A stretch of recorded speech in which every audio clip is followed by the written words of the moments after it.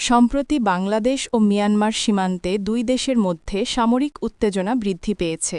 মিয়ানমারের সীমান্তবর্তী এলাকায় জান্তা সরকারের সেনাবাহিনী ও বিদ্রোহী গোষ্ঠীগুলির মধ্যে চলমান সংঘর্ষের ফলে গোলাবারুদ ও মর্টারের গোলা বারবার বাংলাদেশ ভূখণ্ডে এসে পড়ছে। এতে সীমান্তবর্তী এলাকার মানুষের মধ্যে চরম আতঙ্ক ও উদ্বেগ ছড়িয়ে পড়েছে। বাংলাদেশের সীমান্তরক্ষী বাহিনী বিজিবি ও সেনাবাহিনী ইতোমধ্যেই সর্বোচ্চ সতর্কতায় রয়েছে এবং সীমান্তে অতিরিক্ত বাহিনী মোতায়েন করা হয়েছে। গত কয়েক সপ্তাহ ধরে মিয়ানমারের রাখাইন রাজ্যে বিদ্রোহী গোষ্ঠী আরাকান আর্মি এবং মিয়ানমার সেনাবাহিনীর মধ্যে সংঘর্ষ তীব্রতর হয়েছে।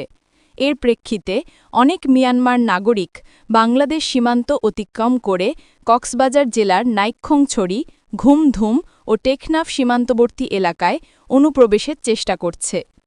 এতে সীমান্তে চরম অস্থিরতা তৈরি হয়েছে। বিশ্লেষকরা বলছেন, পরিস্থিতি যদি দ্রুত নিয়ন্ত্রণে না আসে তাহলে সীমান্তে বড় ধরনের সংঘর্ষের ঝুঁকি রয়েছে। বিশেষ করে যদি মিয়ানমার সেনাবাহিনী সরাসরি বাংলাদেশের ভেতরে হামলা চালায় বা পুনরায় মর্টার বা গুলি এসে পড়ে, তাহলে বাংলাদেশ পাল্টা প্রতিক্রিয়া জানাতে বাধ্য হতে পারে। এতে সীমান্ত উত্তপ্ত হয়ে উঠবে এবং দুই দেশের মধ্যে সামরিক সংঘর্ষে রূপ নিতে পারে।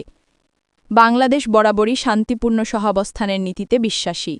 সরকার সবসময় কূটনৈতিক উপায়ে সংকট সমাধানে আগ্রহী।